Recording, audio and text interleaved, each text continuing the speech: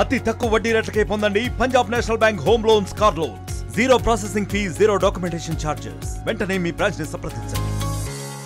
గతంలో టీడీపీ ప్రభుత్వం ప్రతిష్టాత్మకంగా తీసుకున్నటువంటి టిట్కో గృహాలు మళ్ళీ 2024లో అధికారంలోకి వచ్చిన తర్వాత కూటమి ప్రభుత్వ ఆధ్వర్యంలో ఈరోజు మళ్ళీ ఆ టిట్కో లబ్ధిదారులకైతే ఈరోజు మళ్ళీ యథావిధిగా వాళ్ళకి ఇవ్వాల్సినటువంటి ఇల్లు ఏవైతే ఉన్నాయో అవన్నీ కూడా ఇస్తున్నటువంటి పరిస్థితులు కనిపిస్తున్నాయి. ఈ నేపథ్యంలో టిట్కో లబ్ధిదారులు మనతో పాటు ఉన్నారు. వాళ్ళతో మాట్లాడి మరిన్ని వివరాలు తెలుసుకునే ప్రయత్నం అయితే చేద్దాం. చెప్పండి, ఎలా అనిపిస్తుంది, ఏంటి ఈరోజు కూటమి ప్రభుత్వం వచ్చిన తర్వాత మళ్ళీ ఈ టిట్కో గృహాలకైతే కొత్త వెలుగులు అయితే వచ్చినట్టయితే కనిపిస్తున్నటువంటి పరిస్థితులు కూడా కనిపిస్తున్నాయి. ఏమనిపిస్తుంది అండి? ఇప్పుడు నా పేరు బంగారాజు అండి. ఈరోజు చంద్రబాబు నాయుడు గారు మళ్ళీ అధికారంలోకి వచ్చిన తర్వాత మళ్ళీ మా ఈ టిట్కో ఇల్లు మళ్ళీ పూర్వం బాగా తయారవుతాయని మేము ఆశిస్తున్నాం. గతంలో ఉన్న జగన్ ప్రభుత్వంలో ఎవరికి కూడా న్యాయం జరగలేదండి. అంతకుముందు చంద్రబాబు నాయుడు గారు తయారు చేసిన ఈ టిట్కో ఇల్లు సగంలో మొత్తం కంప్లీట్ అయిపోయాయండి. అయిపోయిన తర్వాత కేవలం రంగులు వేసి హడావిడిగా ఎలక్షన్ ముందులో కొంతమందికి తాళాలు ఇచ్చారు, కొంతమంది తాళాలు ఇవ్వలేదు. అలాగే కొంతమంది దిగుదామంటే బ్యాంకులోను ఉన్న లోన్ గట్ట ఉంది, లోన్ కట్టిన తర్వాత కానీ మీకు పేపర్లు ఇవ్వరు, తాళాలు ఇవ్వరని ఇబ్బందులు పెట్టడం. బ్యాంకు వాళ్ళని అక్కడికి వెళ్ళి అడిగితే వాళ్ళని వచ్చి మీరు లోన్ కట్టాలి, లోన్ కట్టకపోతే కానీ మీకు అవ్వదు, మొత్తం కట్టేయాలి, 3,50,000 అంతా కట్టాలి అని కొంతమంది ఇబ్బంది పెట్టడం. అలాగే కొంతమంది ఏంటంటే తాళాలు ఉన్న వాళ్ళు వచ్చి దిగుదామంటే వాటర్ లేదు, రోడ్లు బాగాలేవు, చాలా దీనిగా కంగారుగా ఉన్నదండి. ఇంతవరకు కూడా కంప్లీట్ అవ్వలేదు. ఇప్పుడు చంద్రబాబు నాయుడు గారి ప్రభుత్వం, కూటమి ప్రభుత్వం వచ్చింది కాబట్టి మాకు న్యాయం జరుగుతుందని, తొందరగా అవుతుందని మేము కోరుకుంటున్నాం. ఈరోజు ఇక్కడ టిట్కో హౌస్ ఈ పరిసరాలు వచ్చాము మేము. ఇంతకుముందు కూడా ఇక్కడ ప్రోగ్రామ్ చేయడం జరిగింది జనసేన తరఫున. అప్పుడు వచ్చినప్పుడు ఈ పెయింట్ వేశారు. అప్పుడు తెలుగుదేశం హయాంలో టిట్కో హౌస్ మొదలుపెట్టారు. ఆ తర్వాత గవర్నమెంట్ మారింది. జగన్మోహన్ రెడ్డి టిట్కో హౌస్ పూర్తి చేసి లబ్ధిదారు అందరికీ అందిస్తారన్నారు. కానీ పెయింట్ మాత్రం వేశారు. మేము ఇంతకుముందు వచ్చినప్పుడు ఈ రోడ్లు లేవు, ఇక్కడ మొత్తం గొంతులు ఉన్నాయి, దాంట్లో నిండా నీళ్ళు ఉన్నాయి, వసతి సైకిల్ ఏం లేవు, బాత్రూమ్స్ లేవు, డోర్స్లు అన్నీ ఇరిగిపోయి ఉన్నాయి, కిటికీలు అన్నీ ఇరిగిపోయి ఉన్నాయి.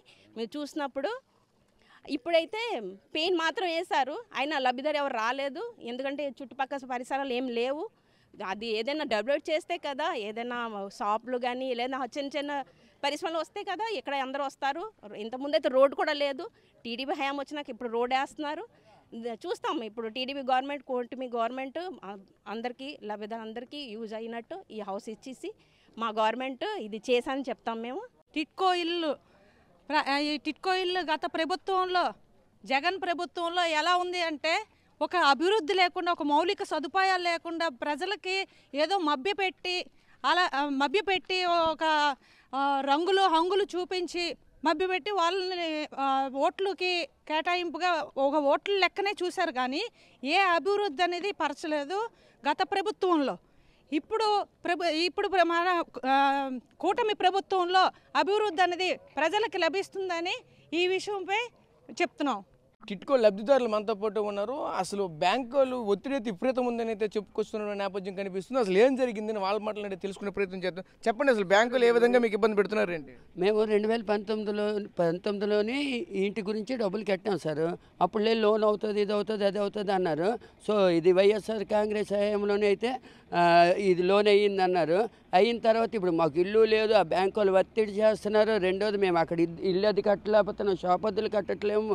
తర్వాత ఈ బ్యాంకు వాళ్ళ పక్క డబ్బులు కట్టండి అనేసి ఇది చేస్తున్నారు. మేమైతే చాలా ఇబ్బంది పడుతున్నాం. ఇక్కడ కొన్ని వేల కుటుంబాలు అయితే రోడ్డు మీద పడిపోయిన పరిస్థితిలో ఉన్నారు. ఈ మూడు ప్రభుత్వాలకు ఉమ్మడి ప్రభుత్వం ఒకటైపోయి ఈ కొన్ని వేల కుటుంబాలను ఆదుకొని వీళ్ళందరికీ తగిన న్యాయం చేస్తారని కోరుకుంటున్నాను. గత టీడీపీ ప్రభుత్వంలోనే 80% పనులు పూర్తి చేసి రెడీగా ఇవ్వాల్సిన టైంలో ప్రభుత్వం మారిన వైసీపీ వచ్చి 20% పనులు చేయాల్సి లబ్ధిదారులకు ఇవ్వాల్సిన టైము 5 సంవత్సరాల్లో వాళ్ళు చేసింది ఏంటంటే ఒక 5% పని చేసి రంగులు మాత్రం వేశారు తప్ప లబ్ధిదారులకు ఇద్దాము అనే ఆలోచన వాళ్ళకి లేదు.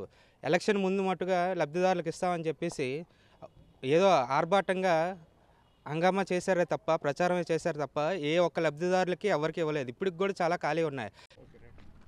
మీరు చెప్పండి, ఈరోజు చూసుకుంటే టిట్కో ఇల్లు అయితే గత ప్రభుత్వం కొంతమందికి ఆల్రెడీ అప్పుడే మేము తాళాలు ఇచ్చేసాము, ఆల్రెడీ టిట్కో లబ్ధిదారులకైతే మేము హ్యాండ్ ఓవర్ చేసామని చెప్పుకొచ్చింది. ఇప్పుడు ఇక్కడ చూస్తే గ్రౌండ్ లెవెల్లో చూసరికి అటువంటి పరిస్థితులు ఏం కనిపించట్లేదు.